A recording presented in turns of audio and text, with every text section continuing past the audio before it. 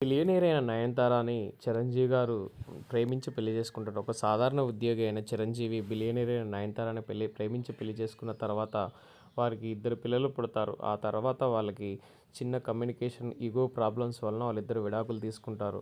ఆ తర్వాత పిల్లల్ని ఇడిచిపెట్టి ఉండలేని చిరంజీవి గారు మళ్ళీ నయనతారకి దగ్గర కావడమే సినిమా. ఈ సినిమాలో ఫన్ మామూలుగా ఉండదు. నయనతార ఇంటికి వచ్చి మరి తిష్ట వేసి మరి అక్కడ ఉర్రూ తొలగించే చిరంజీవి గారి క్యారెక్టర్ నెక్స్ట్ లెవెల్లో ఉంటుంది. ఇక్కడ ఆద్యంతం సాగే సన్నివేశాలు పూర్తిగా అనిల్ రావిపూడి గారికి సరెండర్ అయ్యారు చిరంజీవి గారు. ఎక్కడా కూడా ఈ సీన్ చేస్తాను, ఈ సీన్ చేయను అని ఎక్కడ చెప్పడు. తనకి తాను సరెండర్ అయిపోయి కామెడీ కావాలంటే కామెడీ, ఫన్ కావాలంటే ఫన్ అన్నీ జనరేట్ చేసి డ్యాన్స్ కానీ అన్నీ నెక్స్ట్ లెవెల్లో ఉంటాయి. ఇక వెంకటేష్ గారి ఇంట్రడక్షన్ కూడా నెక్స్ట్ లెవెల్ పీక్స్లో ఉంది. అతడు వచ్చిన తర్వాత వాళ్ళిద్దరి మధ్యలో ఫ్రెండ్షిప్ ఏ విధంగా ఉంది, నయనతారకి అసలు వెంకటేష్కి చిరంజీవికి సంబంధం ఏంటి, ఎందుకు వచ్చాడు వెంకటేష్ అనేది కూడా నెక్స్ట్ లెవెల్లో చూపించారు.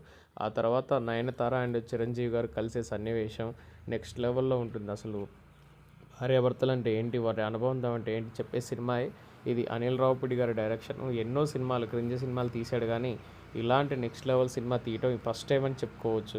సినిమా అయితే సూపర్గా ఉంది. ఎవరైనా చూడని వారు ఉంటే చూడండి.